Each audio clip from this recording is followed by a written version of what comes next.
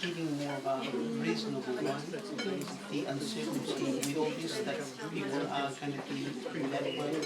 So all of this is going to put more tough restrictions on banks at the moment. So it's going to make it much more difficult. Because one thing is you might have to say that I'm going to put up for sale, but you need buyers, and if those buyers aren't getting the mortgages from the banks, it's going to take a while. I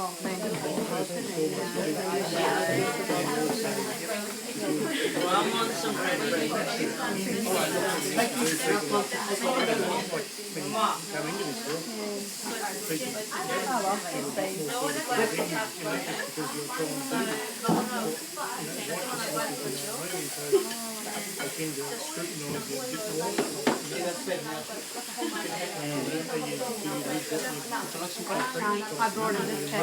I brought him all this cake.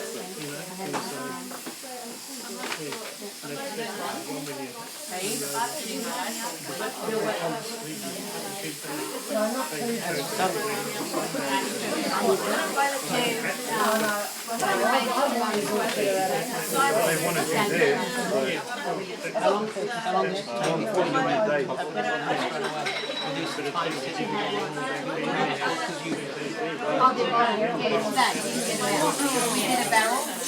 We got a barrel that big. We did 6 boxes that made 100 pounds.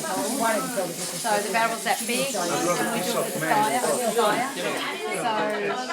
now we leave it overnight, it cools down, and by, as you said, tomorrow morning you'll empty. So we get all the bowls out, put them in boxes, and then we put them in cellar. My mother-in-law's house, it wasn't his house. She's got everything set up, so we just machine and the whole stuff. She's in the city, she's in North Melbourne. So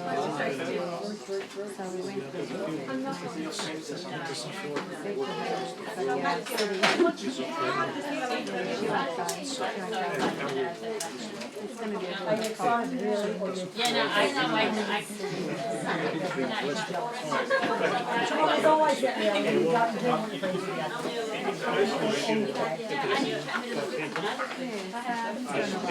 property's paid off. Set up a very little growing. He's got a very good garden, so he's doing alright. He's a bit isolated, I suppose, from people. The only thing will be work. Work is always a problem, isn't it? Suppose when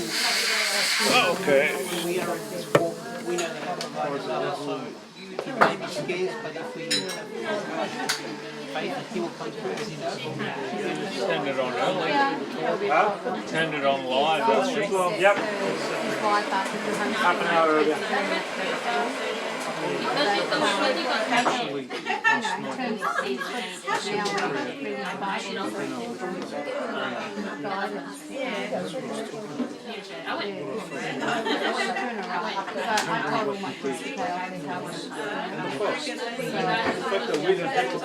All right.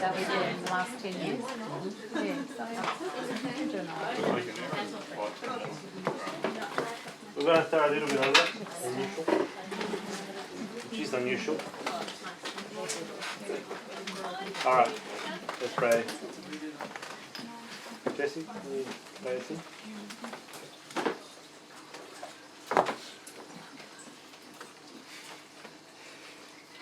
I just pray that you can give Pablo all the words that you want him to say about what he's going to give us today, and we just all have a understanding and we hear what we need to hear.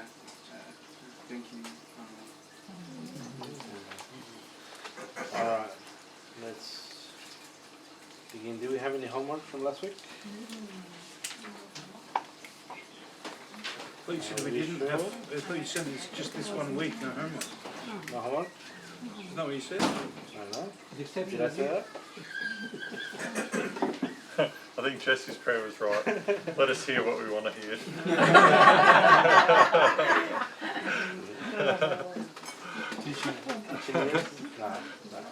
You're right, there was no homework. as far as I can remember. There's nothing written down, so you're off the hook, guys.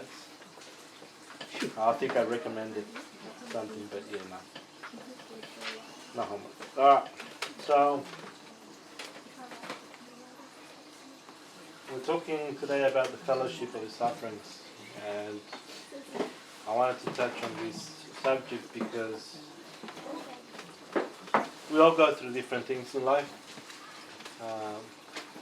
Loss of our loved ones, sicknesses, like the virus going on around, and the fear sets in at times, the fear of death.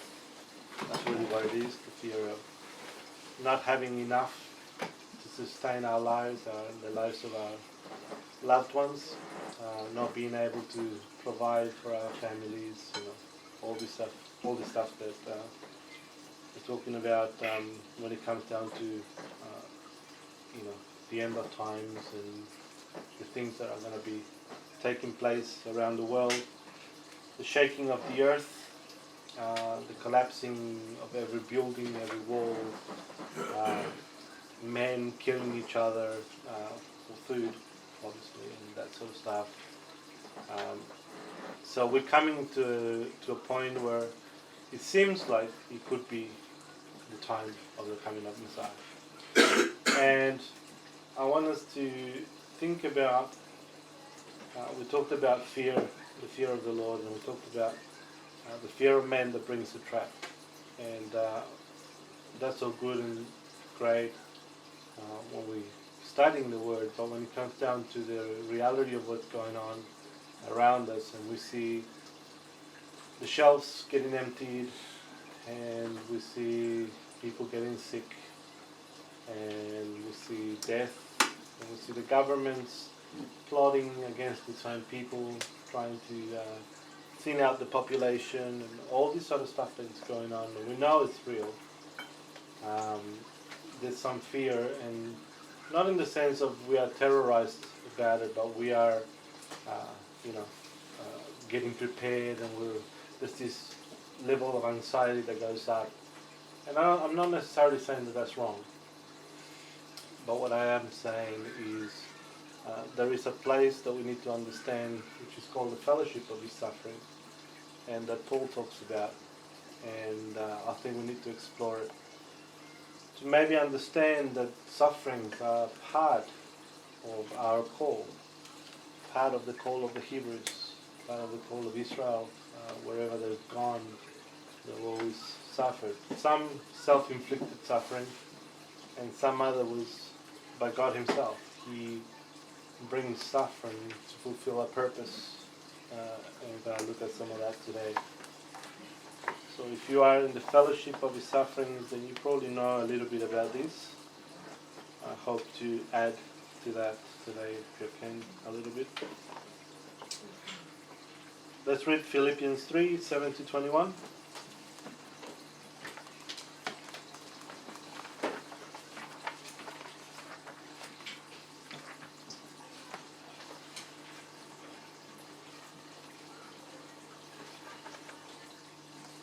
But what might have been a gain to me, I counted as loss because of Mashiach.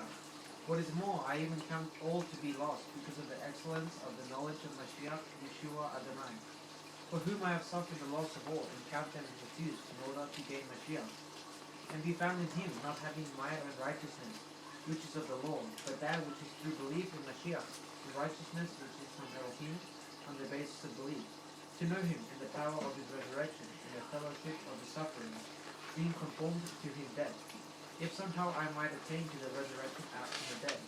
Not that I have already received or already to be perfected, but I press on, to lay hold of that for which Mashiach Yeshua has also laid hold of me. Brothers, I do not count myself to have laid hold of it yet, but only this, forgetting what is behind and reaching out for what lies ahead. I press on toward the goal for the prize of the high calling of Elohim in Mashiach Yeshua. As many then as are perfect should have this mind. And if you think differently in any respect, Elohim shall also reveal this to you. But to what we have attained, walk by the same rule, be of the same mind. Become joint imitators of me, brothers, and regard those who so walk as you have us for a pattern. For many of whom I have often told you, and now say to you even weeping, walk as enemies of the stake of Mashiach. Their end is destruction. The mighty one is astonished, and their esteem is in their shame. They mind the earthly. For our citizenship is in the Shamayim, from which we have eagerly wait for the Savior, the Adon Yeshua HaMashiach, who shall change our lowly body to be conformed to his esteemed body, according to the work by which he is able even to bring all under his control.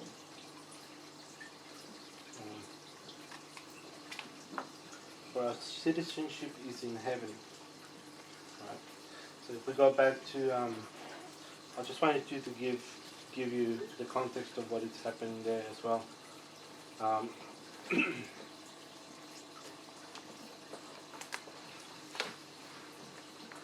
Paul is warning the brothers to beware of evil workers and false circumcision and of the dogs, which is a symbol of or idiom of the nations, those without covenant.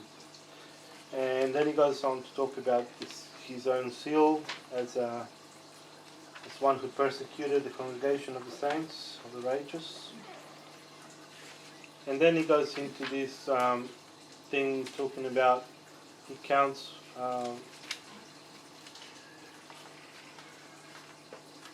all things like as rubbish, and then he's talking about in verse 10 that I might know him and the power of his resurrection and the fellowship of his suffering. So he points out three things there. So the first part is to know him.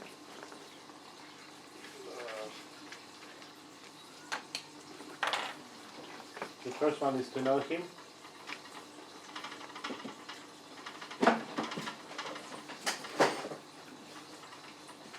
And what do you think that relates to? Relationship. Relationship, yeah. Absolutely. Who's him? Yeshua HaMashiach. Yeshua.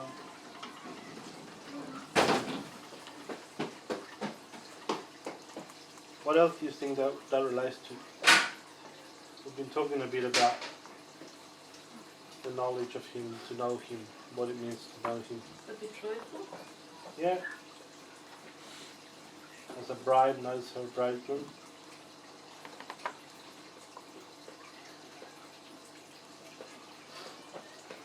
What about the ones we usually quote?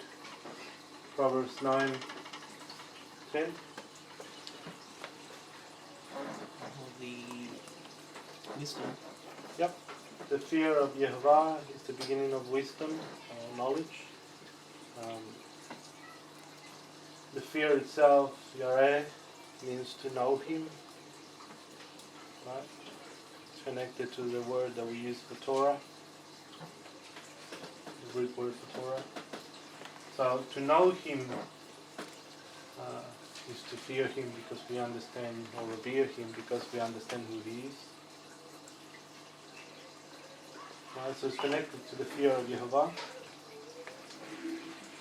And then number 2 is the power of his resurrection. What do you think that's about?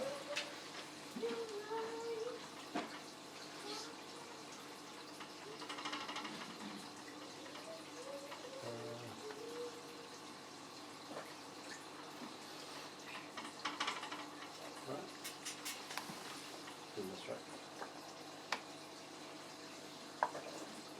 I'll double up. The power of his resurrection. What do you think that's about? What's the power of the resurrection? Knowing his sacrifice that he did for us. Yeah. What does that do? What's the power of it? What's the power of his resurrection? Because he's talking about a power. Dynamos, right? That Where we get dynamite from. the fact that by him resurrecting, death could not hold him back, and he died for our sins, so he's actually taken upon the sin Yep. away from us because he took it upon himself. Right. It's about the redemption of sin. Atonement for sin. Yep. Yep.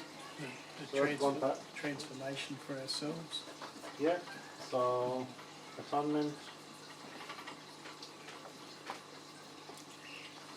Transformation. Yep.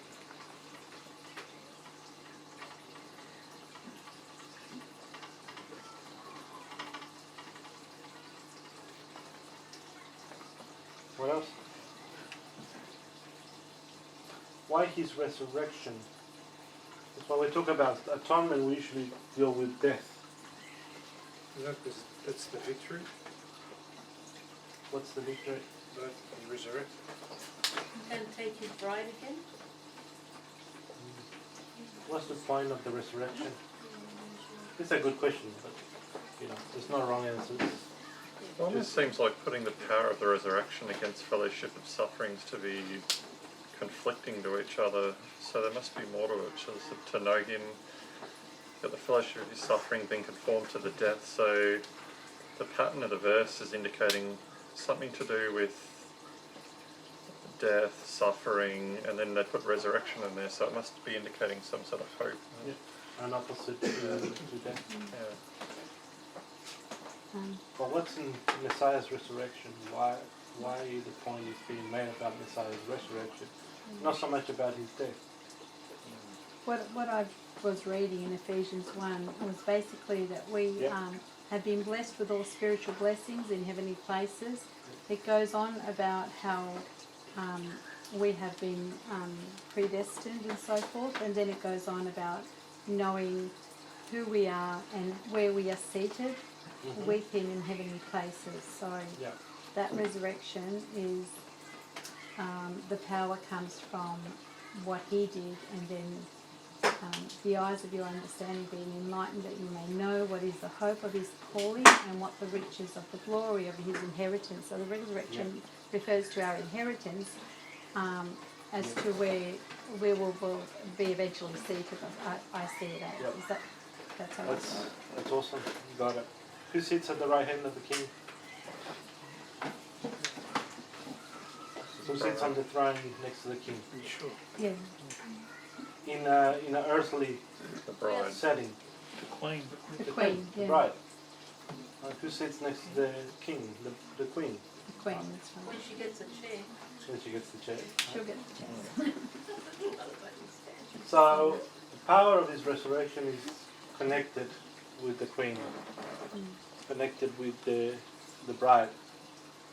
And yes, absolutely right, it took me back to Philippians 1, that's where I got it from. So Philippians 3 just reiterates what he's already said. So there's importance in understanding the context of what we're reading. So homework. Philippians 1, Philippians 2, and reread Philippians 3. That will be the homework. I'll write it here so I don't forget next week. There's 1, 2, and 3. Yep. So you get the context of what's happening and why is it coming down to this. So the power of his resurrection is dealing with the bride of Messiah. And the whole point of the gospel, what we say, the good news is about the resurrection itself. The good news is that because Messiah resurrected, therefore now in him we can graft in and become part of Israel and so on and so forth. If he hadn't resurrected, there would be no bridegroom. Right? Israel will be free to remarry, but there will be no bridegroom. The fact that he resurrected gives us a hope of a bridegroom to take us under his name, under his banner, to bring us under him as his bride, to give us his name. We're going to see a little bit about that in another verse that we're going to look at. But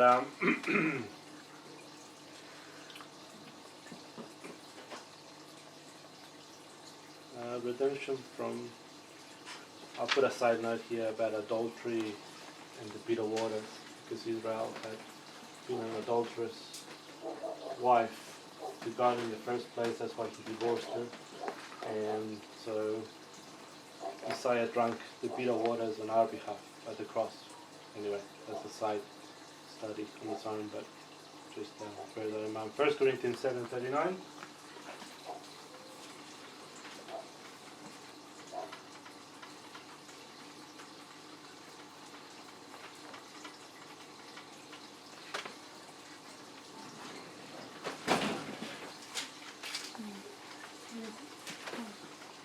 First Corinthians Oh, I had another homework lined up, but anyway. 7, and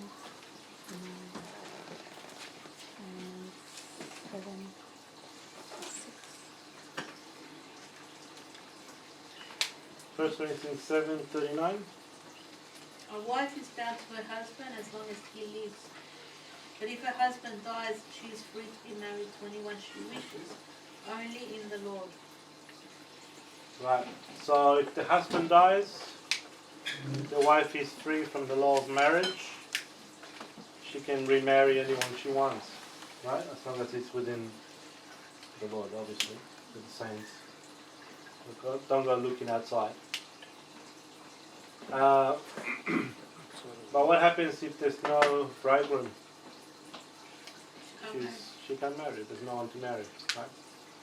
So God, who was the bridegroom in the book of Exodus, he married Israel. Israel committed harlotry. She was divorced. The northern kingdom was divorced and sent out and scattered around the nations. The prophecy was given that he would gather her again, but according to the law of God, he could not marry her again. Right? Once you have given your wife a certificate of divorce and she has gone out and she has been with another man, basically you can't take her back. This is what Israel did. By God's own law, his own decree, he could not take back Israel. So how does he take Israel back? By dying, because by dying he sets her free. So this is what Messiah did. He died for us, so that as he sets us free, he now can marry us again. But the only problem is, to marry us again, the dead husband has to resurrect. Okay? So by his own law, this needed to happen for Messiah to take us back to himself. Alright, so it's all written for us to look at. Romans 7:1-6.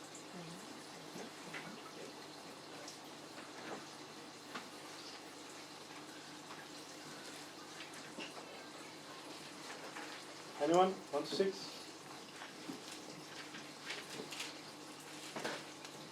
One to six. Yep.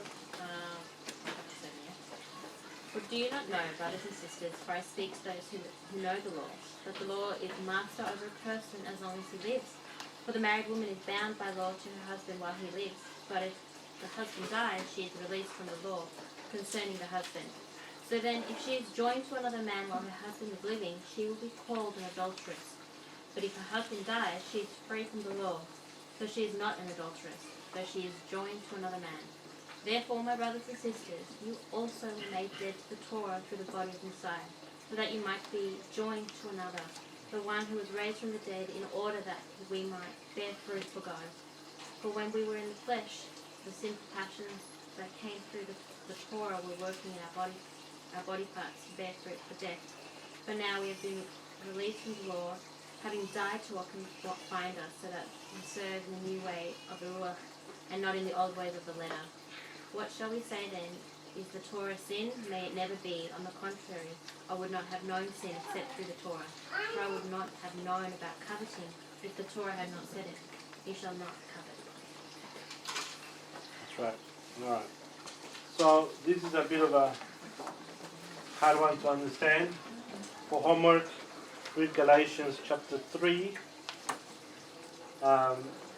It'll give you a little bit more insight into this. You can also read the rest of this chapter and the previous chapter, that's up to you, to get some understanding of what Paul is talking about. But sufficient to say, if you are under the law, right, because she sinned, because Israel sinned, she is under the law of harlotry.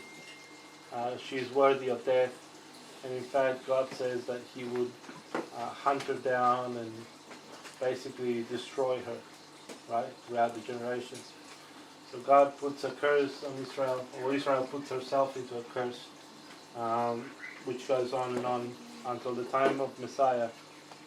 Anyway, if you are under the law, kept under the law because your husband is alive, when your husband dies, you're no longer under that law. Does that mean that the law's been removed? No, the law's always been there. It just means you're not guilty of the law anymore. Right? So if I'm under the law, it's because I've done something wrong, something against the law. Make sense? Yeah. So if I do something that is contrary to the law, I am under the law. Yeah?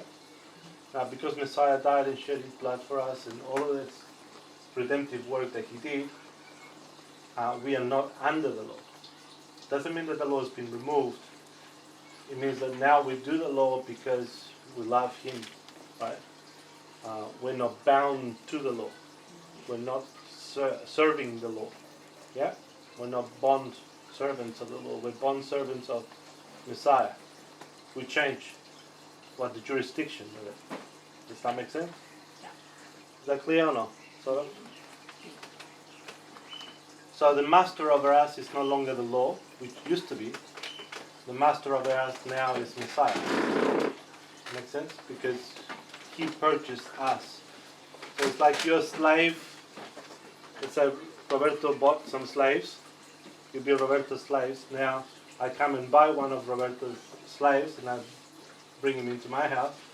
That slave is no longer under Roberto's jurisdiction, it's under mine. Has the law changed? No.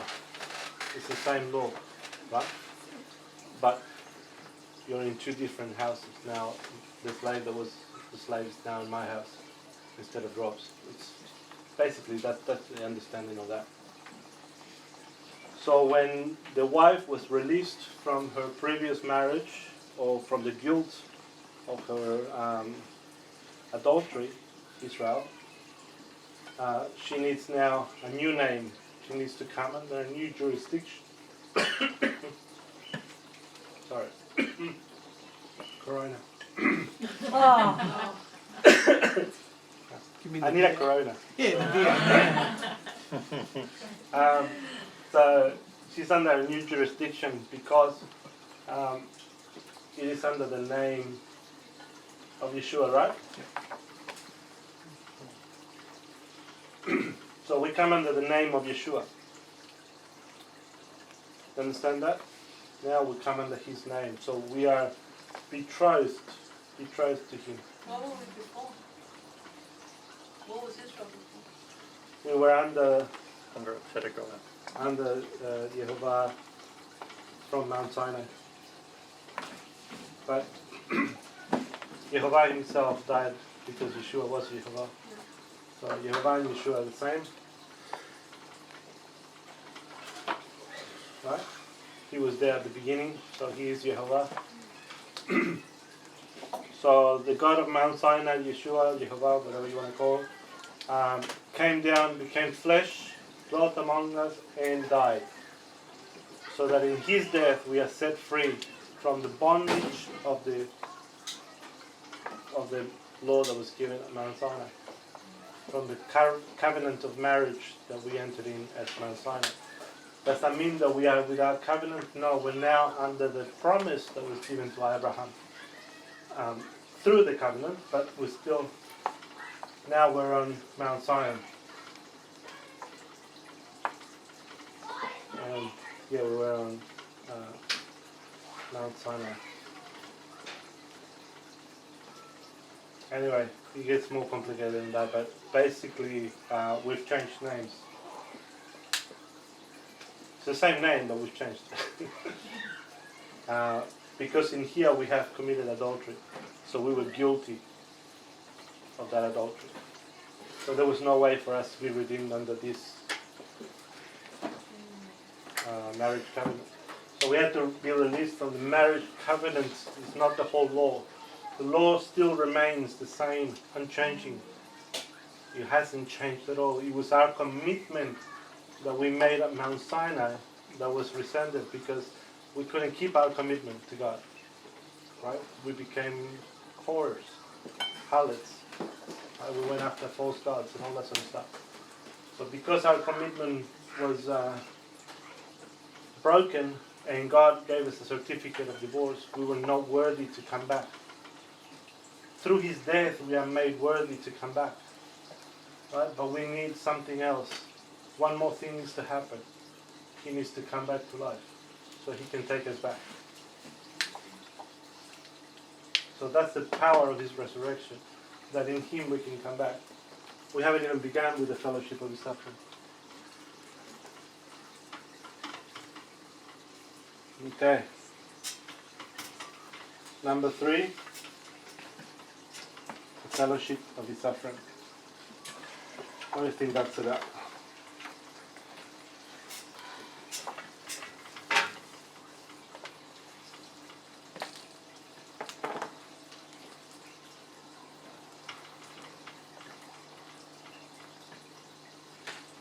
Like He suffered, we are to also to suffer. Like He suffered? Yep.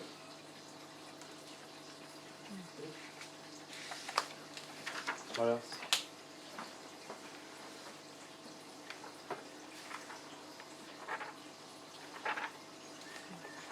How does that look for us today?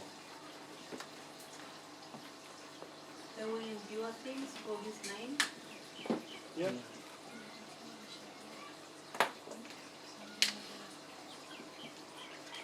There's no wrong answer, guys. So, yeah. All of the stuff you're saying is right. So, But who's writer?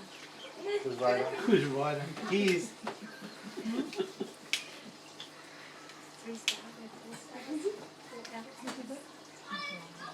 Graham, because he hasn't said anything. You're the writer. I'm the writer? Oh yeah, I'm right. What's the word for fellowship? Koinonia.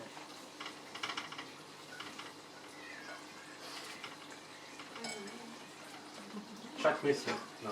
We've been married for too long. What does koinonia mean? Fellowship, Fellowship. In Greek. What else? Yeah, Hebrew. Kehila.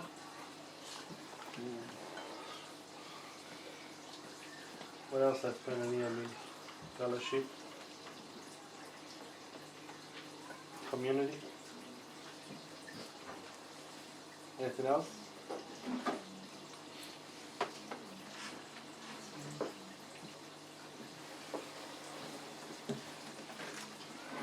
Out of it too. Yeah. Does it mean family? I don't know. So to It's a speak. stretch. Yep. It's to do with intimacy.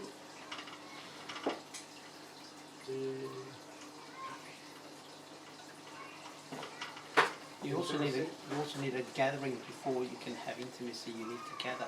Yep. So it's a very close like what we got here. fellowship. Yep. One of the first marriage. It's like a family kind of situation where you're intimate with each other. It actually has things to do with the sexual intercourse. So it's more like a bride and bridegroom intimacy. Koinonia, the fellowship, the closeness, close relationship. So it has tons to do with marriage. Koinonia autos. What does autos have to do? Autos. Cars in Spanish. Autos. By autos is by self, by yourself. Him. Him, her, his. But it's auto, which means of him. Yeah. Of him. It's possessive. Possessive. Yep. Comes from the root is a bit interesting because it comes from a couple of root words, but essentially comes down to a Greek word called aimi. Here you go, Amy. I am. Yeah. And Amy has to do with being alive, but it actually is more to do with breath. With breath. The breath. You're alive because you have the breath in you. To respire or breathe in. Those or them in plural with breath. Those having breath. So it's an intimacy of those who have the breath of life, ruach, from pathos, which can be fortune, good or bad. So whether you're breathing or not breathing. What has befallen us. So anyway, we're not going to go too far. Oh no, that's the next one. That's the next one, sorry. Getting ahead of myself. Pathos. So the next word is suffering. Pathema. I want it in Greek.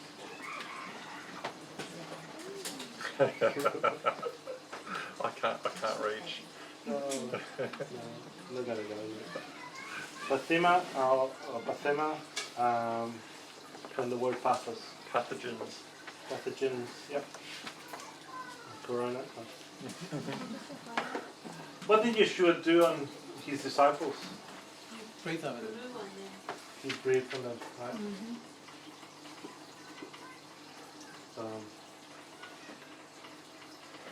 Yeshua gave breath to his disciples, gave the Spirit. Anyway, just some interesting connections. Pathema comes from possibly two different root words. One possibility is pathos, which is fortune, whether it be good or bad, what has befallen us, whether it be good or bad.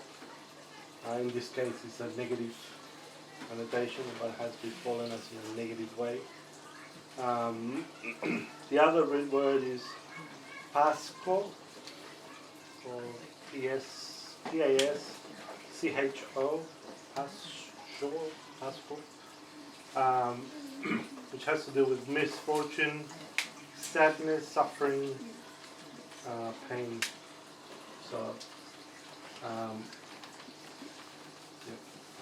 so suffering,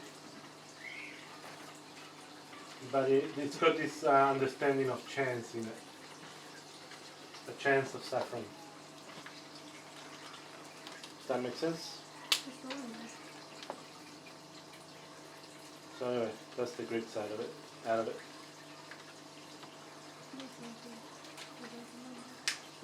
The fellowship of his suffering is therefore dealing with an elect people, the chosen people, that are called to bear his name, and in doing so, there's a possibility of enduring a suffering. They have his breath. There's an intimacy about these people, and they are called to suffer. And you think, well, that's not very nice, God. I wasn't into this for the suffering. Right? I mean, and Paul talks about some have fallen asleep. Right? So there is the possibility of death as well. So in dealing with our understanding of what it means to be called or to be elect in Messiah, there is also a chance of suffering in the middle of that. And Paul wanted to know about this. He said that I might know him and the fellowship of his sufferings.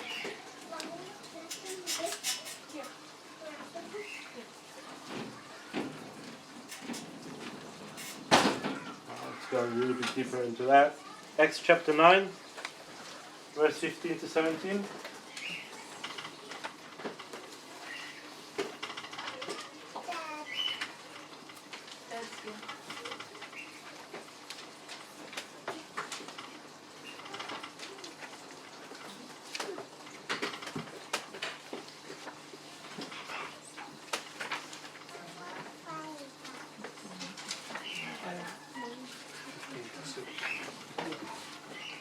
read? Yep. But the Adon said to him, Go, for he is a chosen vessel of mine to bear my name before the nations, sovereigns, and the children of Israel. For I shall show him how much he has to suffer for my name. And Hananiah went away and went into the house. And laying his hands on him, he said, Brother Shaul, the Adon Yeshua has appeared to you on the way as you came, has sent me so that you might see again and be filled with the Ruach Kodesh. Right. So what does God say to Hananiah about why he should go and pray for Shaul? Why did Hananiah go and pray for Paul? What did God tell him? That he would what? He was going to show Paul or Shaul, Rav Shaul, what? How much he has to suffer for his name? Yeah. How much he had to suffer. So Shaul had to suffer.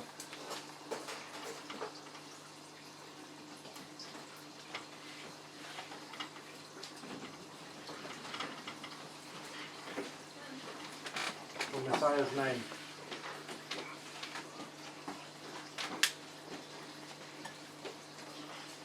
Philippians 1:21-30.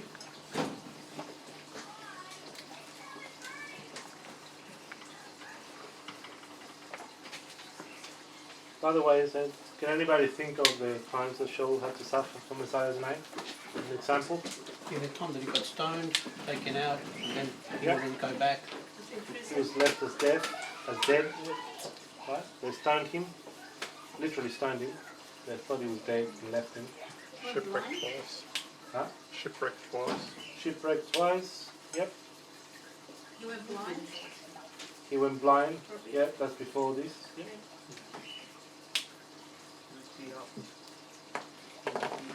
He was beaten up. Snake bit him? Snake bit him. Yep. And the snake died.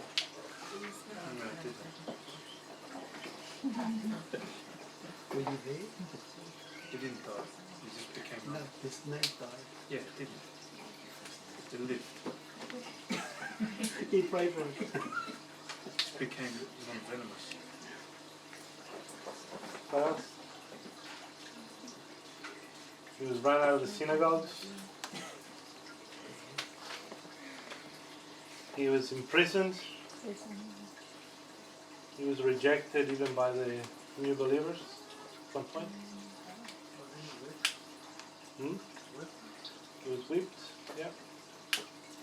He suffered hunger, it says. Cold.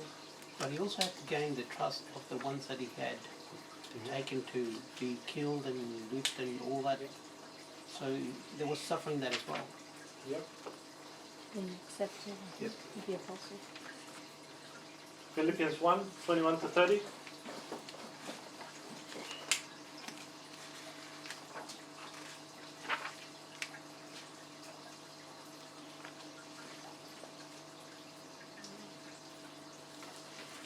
Don't be shy.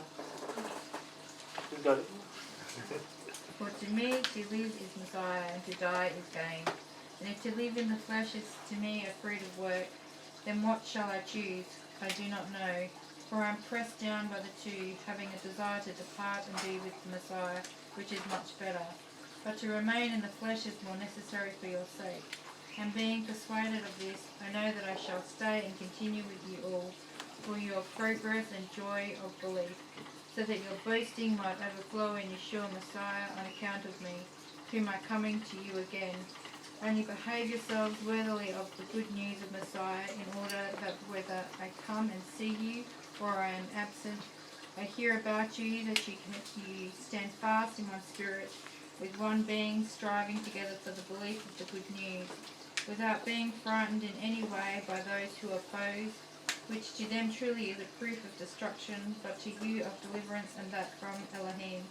Because to you it has been given as a favour on behalf of Messiah, not only to believe in him, but also to suffer for his sake, having the same struggle which you saw in me and now here to be in me.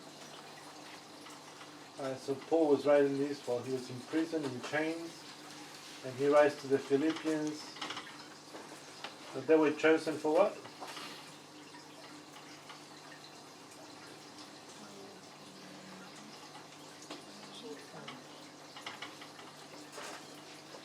They were chosen to suffer, right? It tells them you were chosen to suffer. Who wants to be chosen to suffer? Raise your hand. I think Emma does. I think Evan's well acquainted with that suffering. And if you look around the room, you probably know that most of us have in some way or another been suffering. First Peter 5:6-11. Humble yourself then under the mighty hand of Elohim, so that he exalts you in due time. Casting all your worry upon him, for he is concerned about you. Be sober, watch, because your adversary, the devil, walks about like a roaring lion, seeking someone to devour. Resist him, firm in the belief, knowing that the same hardships are experienced by your brotherhood in the world. And the Elohim of all favor, who called you to his everlasting esteem by Mashiach Yeshua, after you have suffered a while, himself perfect, establish, strengthen, and settle you. To be the esteem and the might forever and ever. Amen. So he's talking about the scattered ones. You can see that in 1 Peter 1:1. He's talking to the people in Pontus, Galatia, Cappadocia, Asia, and Bithynia, or Bithynia. And he calls them the elect. And he tells them that they were called to suffer afflictions. So these people are called the scattered, which is Israel. The scattered is Israel.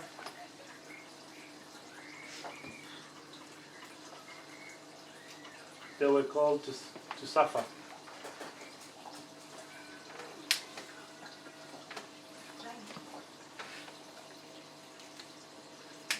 So we see a pattern here. There's an elect group who are called to suffer. We have also the congregation in Revelation 3 called Smyrna, the suffering congregation. But I think this is not just them, it's also to all the scattered, which is Israel, those who are waking up in the nations. They are called with a chance of suffering. I don't think it's far from us. Romans 5:1-5. Therefore, having been declared right by belief, we have peace with Elohim through our Adon, Yeshua HaMashiach, through whom also we have access by belief into the favour in which we stand, and we exult in the expectations of the esteem of Elohim. And not only this, but also we exult in precious, knowing that pressure works endurance, and endurance approvedness, and approvedness expectation. And expectation does not disappoint, because the love of Elohim has been poured out in the hearts by the Ruach HaKodesh, which was given to us. Who's rejoicing in their tribulations?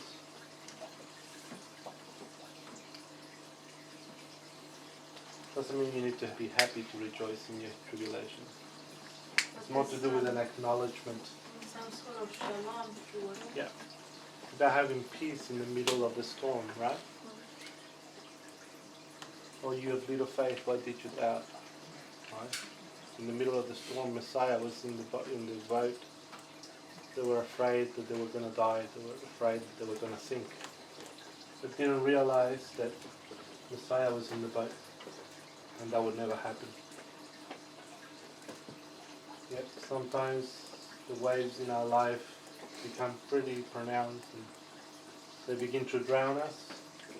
Just remember, Messiah is in your boat. You won't die. He won't overcome you. And even if you do, for us, death is gain, as Paul said. On the same, we're going to read Romans 8, 18.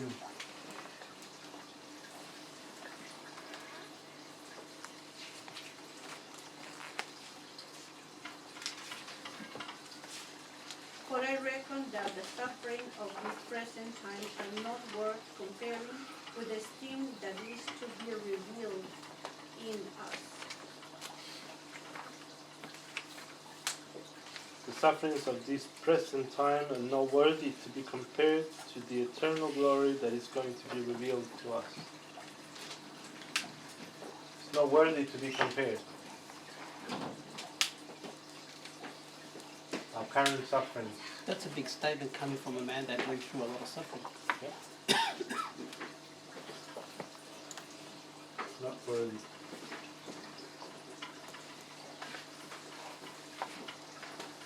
Why? Because he knew that there was something greater at the end, right? The eternal reward, the eternal glory that was going to be revealed to us. What we shall become once we enter the 8th day. The glorification of our bodies. The new heaven, the new earth. The inheritance that is set out for the bride of Messiah. Which we have no idea what that's going to be like. 2 Corinthians 4:17.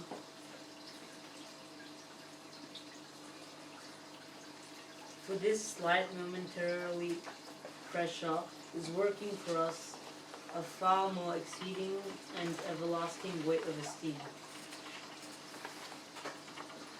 Another version that explains it a little bit better. It's like affliction. Double left? You got another version? It's like affliction. For our trouble, light and momentary, is producing for us an eternal weight of glory far beyond all comparison. There you go. So it's producing in us an eternal weight of glory far beyond comparison. Something we're not worthy, right? What we're going through now is not worthy compared to what we're going to get. Right? These temporary afflictions that we might have to endure, right? Having to use serviettes instead of toilet paper, or wipes, light afflictions, things that worry us for no reason, because when we look at the eternal reward of what we're going to get, We don't need to. that's nothing. That's right. Right. Take a shower, as someone said. I mean, like, then, we're not going to need toilet paper then. We don't know. We don't know what we're going to become, right? We don't know. So the 8th day we went to the 8th day. I didn't say that.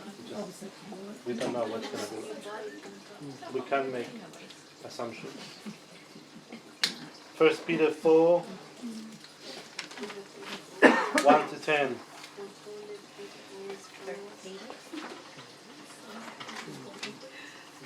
1 Peter 4.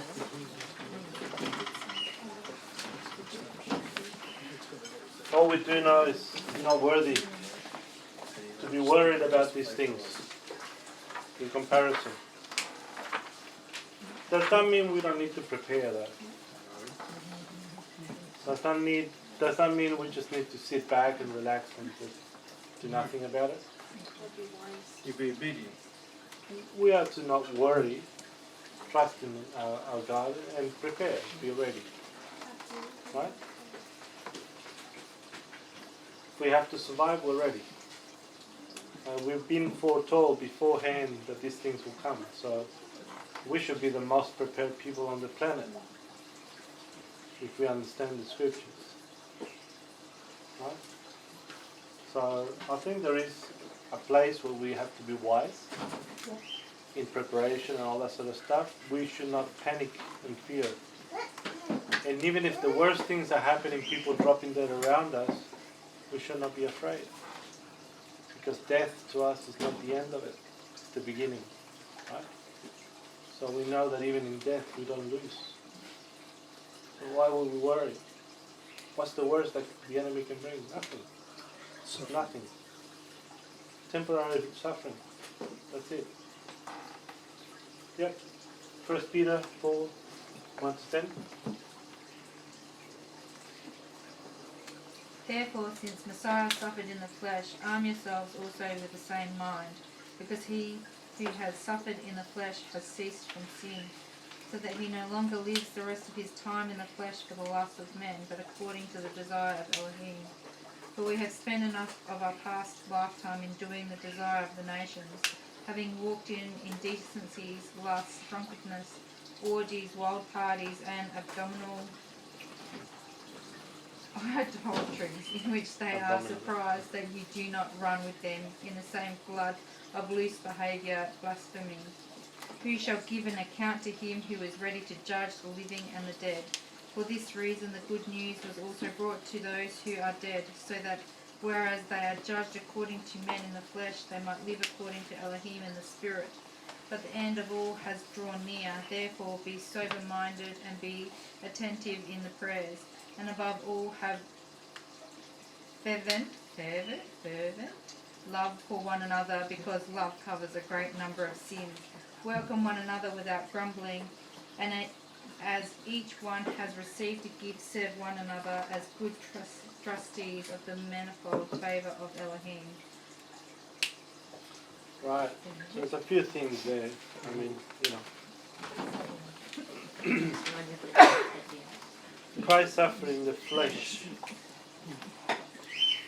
Because of his suffering, he's telling us, arm yourself with the same purpose. Because he has suffered in the flesh. Right? And has ceased, stopped sinning.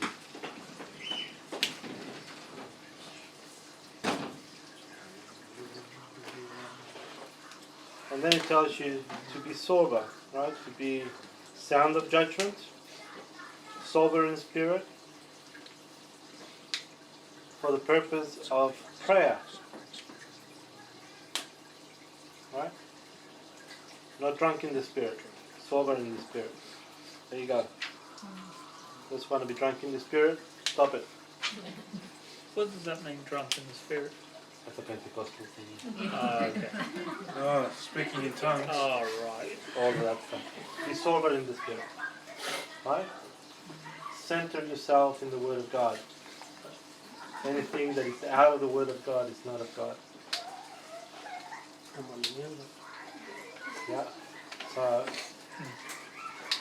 if you're drunk in the spirit and bubbling, get out.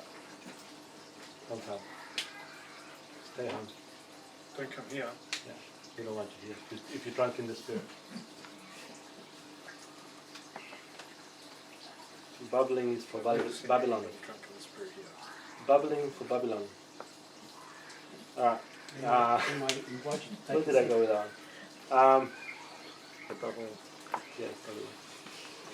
The desire of the Gentiles, it tells you, verse 3, is to pursue the course of sensuality, whatever feels right, what is sensual, good to my flesh.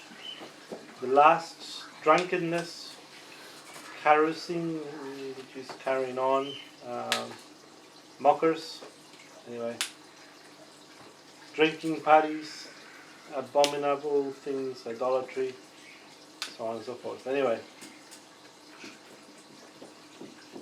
it tells us to be of sound judgment. So in saying that, we go back to this whole thing, that we prepared, that we're not prepared, and we just sit back in the couch and just let the world go by and think that everything's going to be perfect for us because we believe in Messiah, or do we do something and get ready and, at least go to the shop and do a little shopping, If not for yourself, at least to have something to provide for your brethren, if there's need, right? So there is a place for preparedness without fear. Yep. And I mean that, without fear. That's the point that I want to make. No fear. It says here, as each one has received a special gift, we all are different gifts, employ it in serving one another as good stewards of the manifold mercy of God.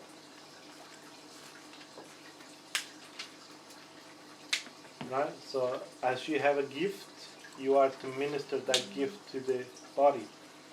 Right? Musicians, you are to minister us with your music, with worship. People that can teach, you are to minister us with your teachings. People that are good at languages, minister us with your languages. People that are good at other things, business, whatever. You need to minister the body in whatever gifting you have. Right? And it's not up to me to bring that out. It's up to you. You're the gift. So you need to minister that gift to the body. Right? Because you will be accountable for whatever God has given you. You are a steward of that gifting that is you. That's between you and the Father. It's got nothing to do with me. Right? So we all like to take a back seat and relax when somebody else does the work. Yeah?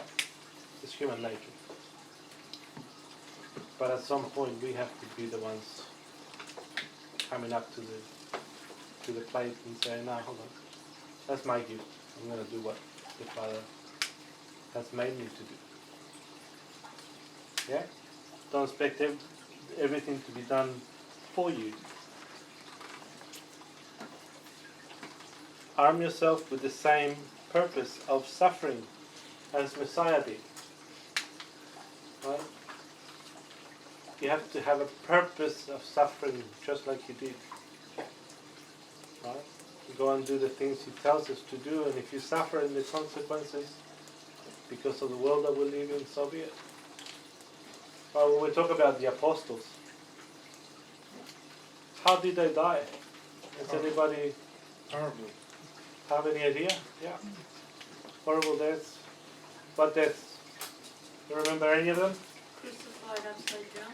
Peter, crucified upside down, because he would not be crucified the same way that his Lord was crucified. He didn't think he was worthy of it. Yep. Boiled. Boiled. John didn't die with boiling though. John was boiled in oil, And then try to hang according to tradition.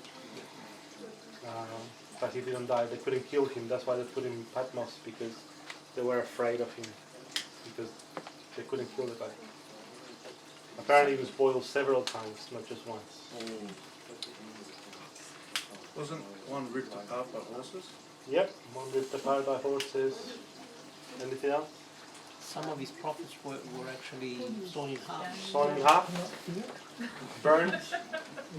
Alive? I'm sorry. Was it John the only one that didn't? Yeah, Right. Yeah. at a natural age. Thomas was speared through in India by a spear for the gospel. Judas hung himself. Judas hanged himself. Silly boy. Anyway. We might still see him. We'll see. Judas.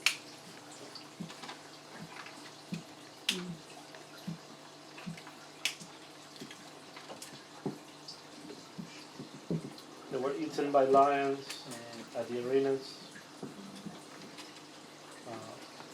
broken down by the chariot wheels of the Romans, killed by gladiators. Many were burnt.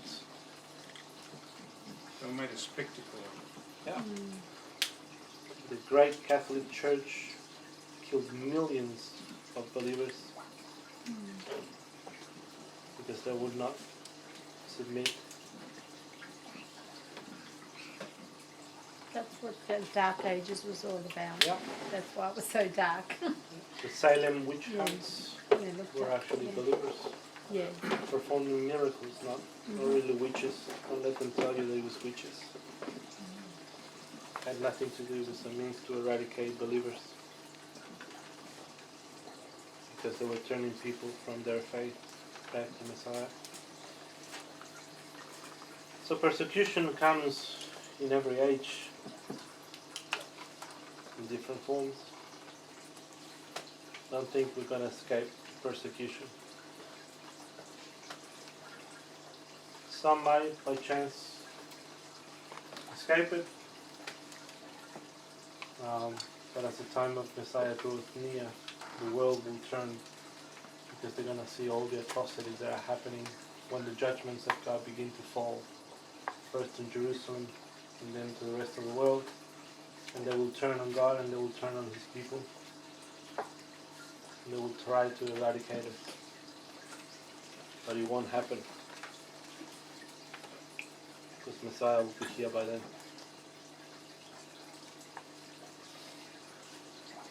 Matthew 10:38.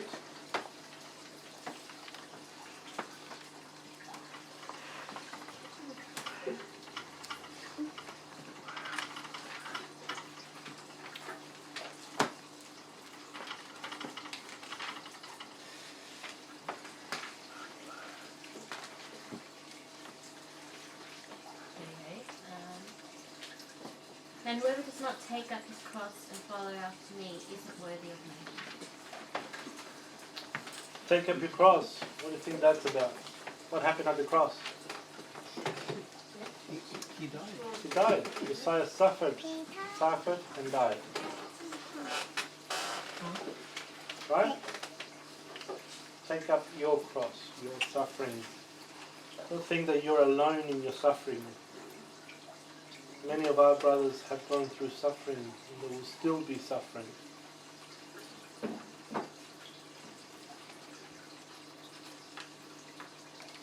What did Messiah do?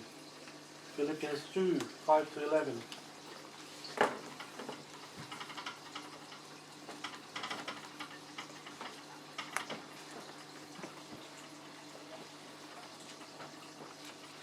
Hey, they see kids.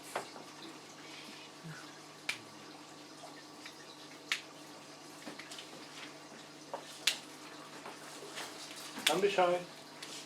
Let's read it.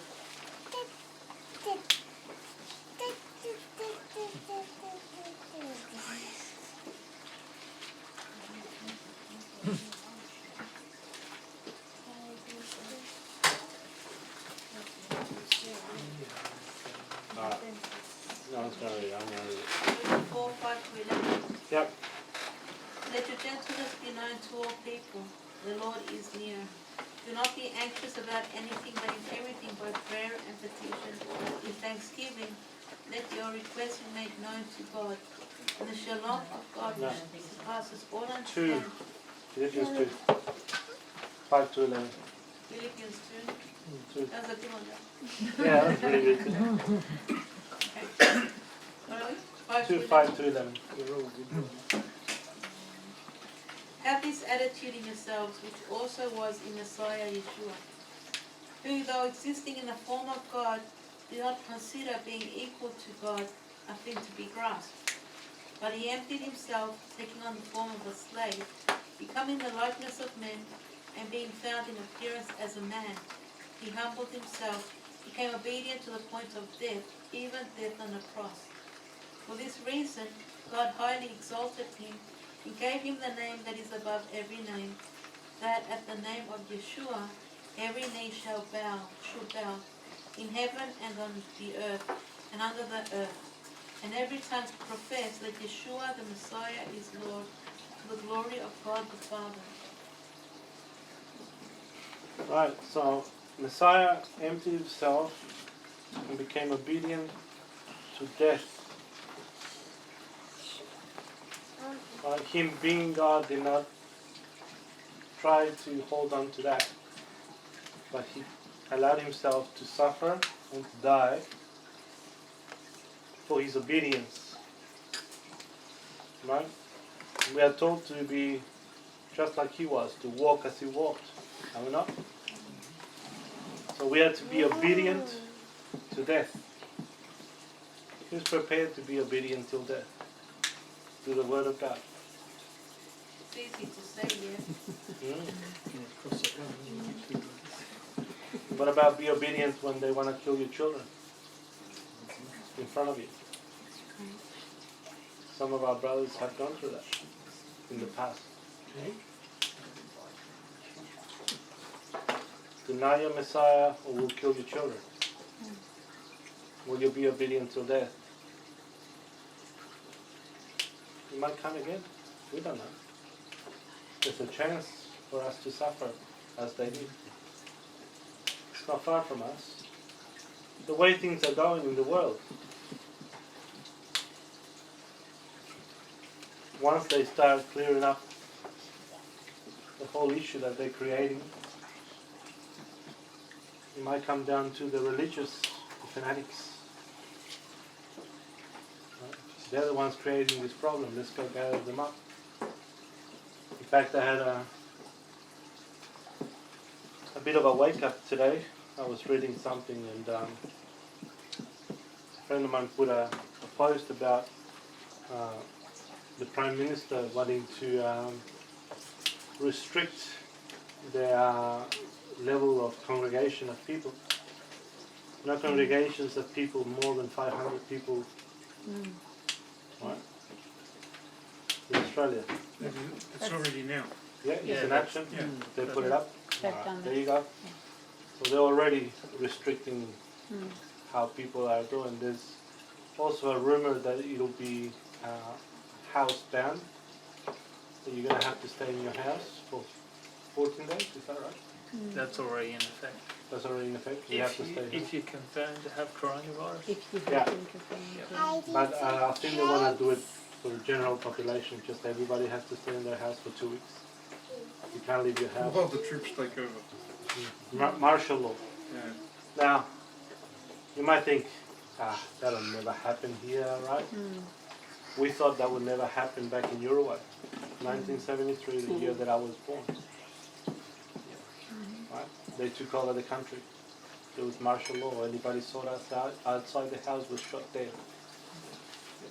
It happened in Chile. Chile, was it? Happens everywhere. Happened in Argentina. Happened all over South America. Talk to any South American, we'll tell you about it.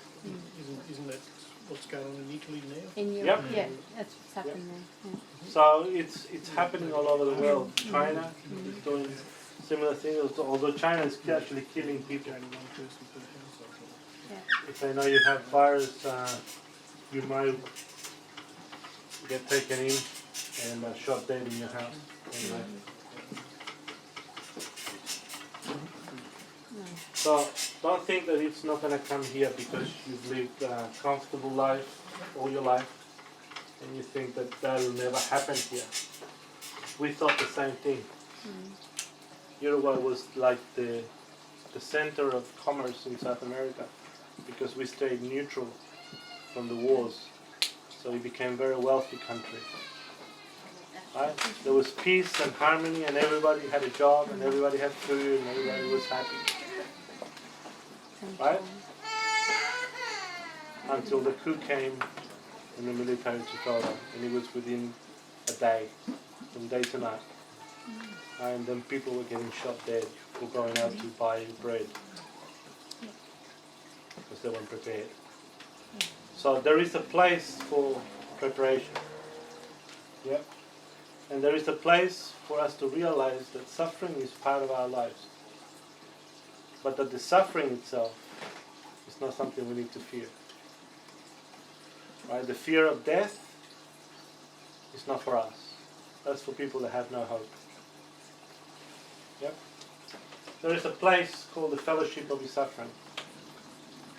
Those who have endured pain and suffering in their lives, they are brought into a fellowship, a closeness, a relationship, like a marriage relationship, a place of intimacy with Messiah. It's a special place for those who have suffered. And we're not just talking about suffering in the sense of having your loved ones killed or anything like that. We're talking about simple things. You know, having your loved ones taken from you by sickness or disease, we're talking about suffering persecution when you speak to someone about Messiah and then reject you, and they've been your friends for all your life, and then all of a sudden they're no longer there. All those kind of sufferings also bring you to a place like that. Having your spouse turn on you because you now believe in Messiah, take everything from you, all of that stuff. That stuff, the sufferings that we endure, bring different things into our life, make us conform to the character of Messiah. It teaches us obedience to His word. But also you have to understand that this suffering might not just finish at that, and that we are prone to continue the suffering in different ways. And although you might not want suffering, no one wants suffering, right? You have to understand that it's part of being in this walk. Set apart. Yeah, it's part of being the elect. We are a peculiar people that have been separated from the rest of the world. The darkness cannot endure the light. So they're going to try to take out the light. So they continue doing their evil things in the dark. Let's see what God says about His own Son, Isaiah 53. Who wants to read? We'll finish with that one.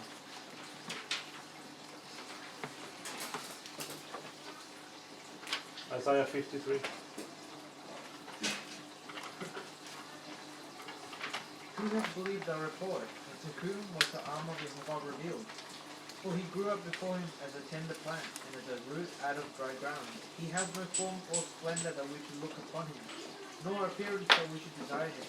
Despised and rejected by men, a man of pains and known sickness, and as one from whom the face is hidden, and despised, and we do not consider him. Truly he has borne our sicknesses and carried our pains. Yet we reckon him stricken, smitten by Elohim, and afflicted. But he was pierced for our transgressions, he was crushed for our wickedness. The chastisement for our peace was upon him, and by his stripes we are healed. We all like sheep went astray. Each one of us has turned to his own way. And Jehovah has laid on him the wickedness of us all. He was oppressed and he was afflicted, but he did not open his mouth. He was led as a lamb to the slaughter, and as a sheep before its shearers is silent, but he did not open his mouth. He was taken from prison and from judgment.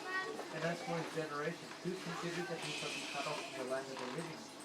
For the transgression of my people he was stricken, and he was appointed a grave with the wicked, and with the rich at his death, because he had no violence, nor was deceit in his mouth. But Jehovah was pleased to crush him.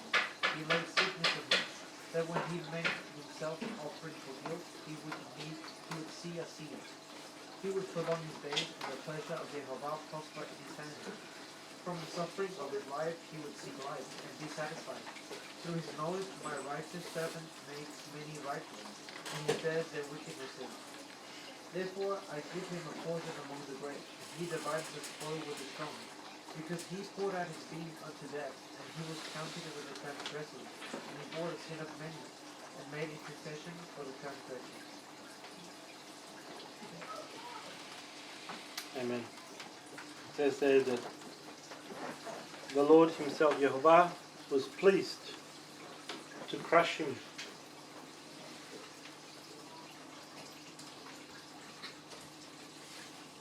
Putting him to grief. So if the Father did that to the Son,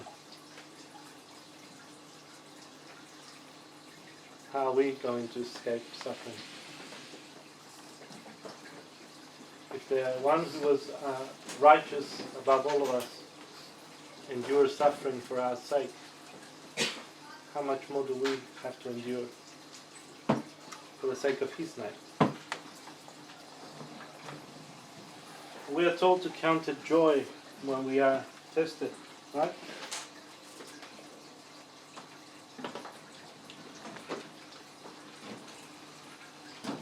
And I'm not saying embrace death. That's a totally different thing. That's a Muslim thing. I'm not telling you to embrace death. But we embrace life while suffering. Right? But just remember the hope that we have is an eternal hope. So that the things that we endure in this life are not worthy to be compared to the things that we're going to be receiving.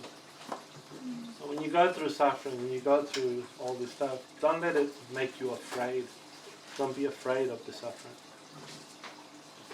Embrace it knowing that the Father is trying to get something out of you. Right? Just like the Ephesus, the seed is crushed to release the sweet smelling aroma. So we are crushed, right, to bring from us the character of Messiah. Right, so that sin is removed from us.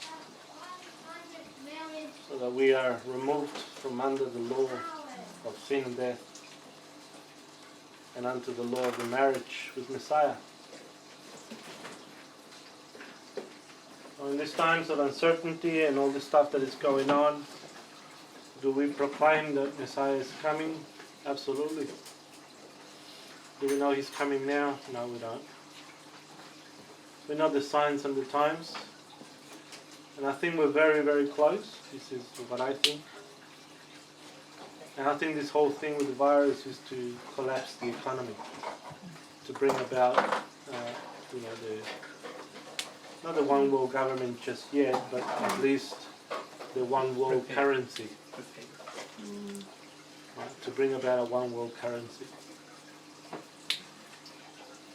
Right, because nowhere in time before this has ever happened that the whole world has gone into panic mode, and what we're trying to increase is our expenditure so that there's no confidence in the money, in the currency of the different countries, and then economic collapse, there has to be a new currency to be put in place. I think that's the agenda. I think that's where we're going with all this. As for the virus, take some vitamin C. Stock up on colloidal silver. You'll be right. People that are dying have secondary illnesses. They have secondary issues. If you're healthy and strong, if you haven't taken medicines that are grown in animals and all that sort of stuff, you should be okay. Do not be afraid. You said vitamin C. Yep. Because you remember with the beer, you used to put a lemon in it? Yeah. So that maybe that's the antidote. Yeah. On the corona, you put Yeah. Lime Vitamin and C, lemon see? in the corona. I like it. Yeah. I think All right. sorry. Yeah, go on. I think just the other day they actually tried to push through. I don't know whether it's actually banning legal tender, which is obviously paper money, but they actually did try to push it through, which will make that you'll be charged more to use the money, and obviously they're going to put everything through the banking systems, and then obviously the banks can just charge you for every transaction that you make. And like that was just here, only a couple of weeks ago, they just tried to finally push it through. Yeah. Oh, well, it'll get rejected, but they'll try and bring it back through. Just a sly little one. So, as far as I know. yeah. We'll talk about it further, but the increase, demand will increase, the need for money, which there won't be enough of, and then the confidence in the money will drop, which means that the people, instead of investing in money, will invest in commodities, which means the money system will drop down and they'll have to create new currency. Money and currency are two different things. Yeah. Money is actually gold and silver. Well, yeah. Currency, we're talking about currency and actual commodities. So we'll talk about it in a second, but yeah. In Sweden, over a year, they've actually done away with cash. They only go through transactions. Yeah. And in China, they started doing in many places for over a year. Yeah. It's coming. It's coming. Sure. And this whole thing is happening for that purpose, I think. But yeah, in the meantime, we are going to suffer something, so we do need to prepare. So be smart, prepare. Don't go panicking crazy, but prepare. And I would even suggest start thinking about moving out of the cities as well. Start thinking about it. Seriously. We just have a backup plan. Have a backup plan. Yeah. Have plans. And for the virus, yep, just take vitamin C. Lots of lemon. And colloidal silver. The most amazing thing, make sure it's real colloid and not ionic silver water. There's a difference between ionic silver water and colloidal silver. And they're selling you colloidal silver. They're selling you ionic silver water as colloidal silver. The colloidal silver is a crystalline colloid of silver. Do you want to get it? Yeah, so we got one. It's really good. And ionic water is a much smaller particle. It's not as effective. So make sure you get colloidal silver, real colloid. And vitamin C, ascorbic acid, whatever you want to call it. Take enough. Get ready. Prepare yourself. And if it does hit, you'll be alright.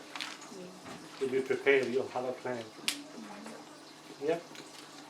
Also, if you have hot beverages, Hot beverages. hot beverages, it helps stay away from cold drinks or drinks with ice. Yeah. Because that's where this virus is supposed to be working its Yeah. best. So the virus works with cold in the lungs. Anyway. What is it? Yes. Yep. It should be there in the fridge, bottom tray. Should have taken the fridge. There you go. Just in the dark, bottom tray. All right. So let's pray. Let's finish. So Nathan, can I speak to God, please? Heavenly Father, we just commit those that are going through trials and tribulations and sufferings at this time, that you would uplift us, that we'd continue to look to you for our strength, that we can be inspired and encourage each other as we go through these times, and that we can share our testimonies of your work in our lives, Father, because each and every one of us has been tested in this area at some stage, and so I just pray that you'd continue to be with us and guide us, and that your mercy would be with each and every one of us, and we'd continue to look into your word for our strength and encouragement, and that we may set our hope upon you and the example that you've left for us. And so I just give thanks, Father, and just commit each and every one here into your hands in Yeshua's name. Amen. Amen. Shalom.